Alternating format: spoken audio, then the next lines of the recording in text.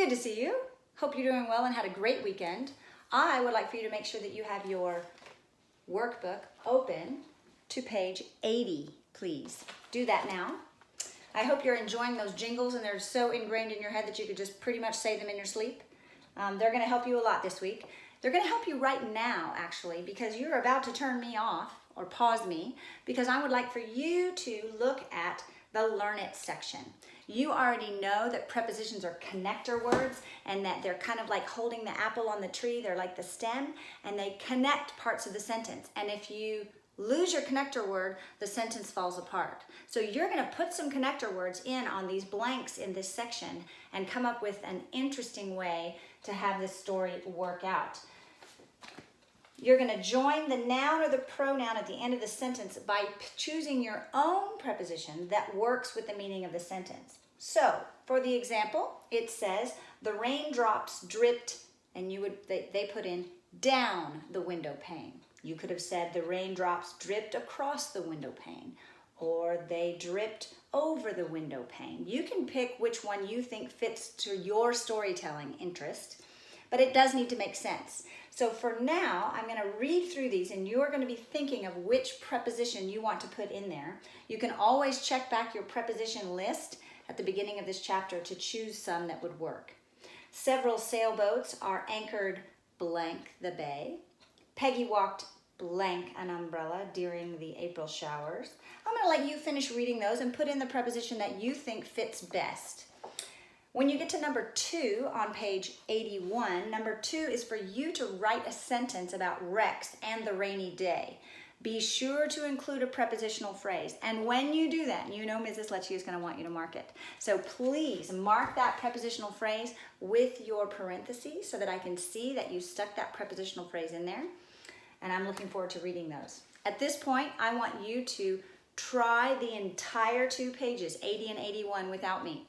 I want you to press pause, and then I want you to do all of it. I want you to analyze sentence 1 and sentence 2, and don't come and watch what I do until you have completed both pages. And then you will come and you will check your work with me. All right? Ready, go. All right. Unpause me when you're ready with all the pages and I will go over it with you. Let's do sentence number 1 on page 81.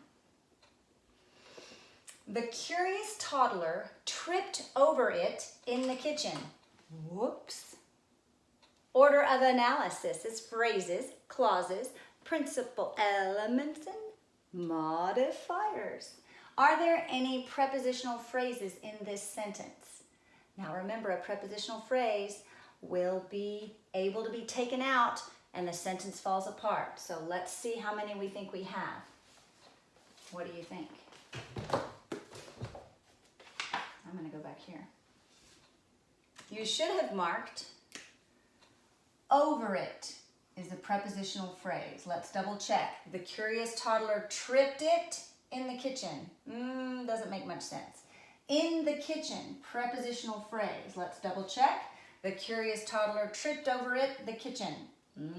Falls apart. Over, preposition. It, object of the preposition. Now, what kind of pronoun is that? It's an object pronoun, also acting as an object of the preposition. Here, in, preposition. In what? Kitchen, object of the preposition. Which kitchen? The kitchen. Adjective, because it modifies the noun. The curious toddler tripped over it in the kitchen.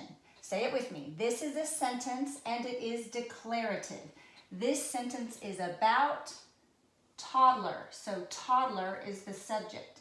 This sentence tells us that toddler tripped. So tripped is the predicate. It is the predicate verb because it shows action. There are no linking verbs because predicate verbs do not need linking verbs. What kind of toddler? Curious. Adjective because it modifies the noun. Which toddler? The toddler. Adjective because it modifies the noun. Tripped where? Over it. This is an adverbial element because it modifies the verb and it is a prepositional phrase. Tripped where? In the kitchen. This is an adverbial element because it modifies the verb and is a prepositional phrase. It is all analyzed. Well done. Let's move to number 2. Unfortunately, he spilled the water on the floor. Splat. Order of analysis is phrases, clauses, principal elements, and modifiers. Are there any prepositional phrases in this sentence? Yes. On the floor is a prepositional phrase. Double check. Unfortunately, he spilled the water on the floor. It falls apart. So, on is a preposition. On what?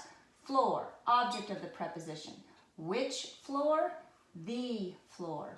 Adjective because it modifies the noun. Unfortunately, he spilled the water on the floor. This is a sentence and it is declarative. This sentence is about he, so he is the subject. This sentence tells us that he spilled. So spilled is the predicate. It is the predicate verb because it shows action. Spilled what? Water. Direct object because it receives the action of the verb. Which water? The water. Adjective because it modifies the noun. Spilled how?